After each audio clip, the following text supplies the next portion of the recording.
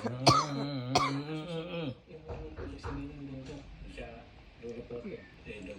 doon kayo nakatira?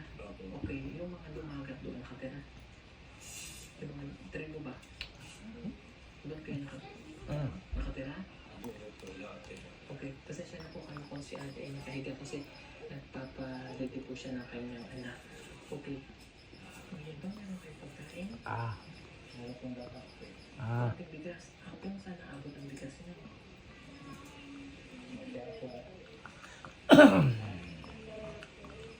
Sandali lang. Pamisya niya ako, hindi ako kumakain maghapon. Okay. Nagtipid ko na. Nagtitid na. So, tinitipid niyo yung bigas sa maghapon hindi kayo kakain. Kuya ko lang po nagbibigay sa amin ng bigas na. Kuya, Okay.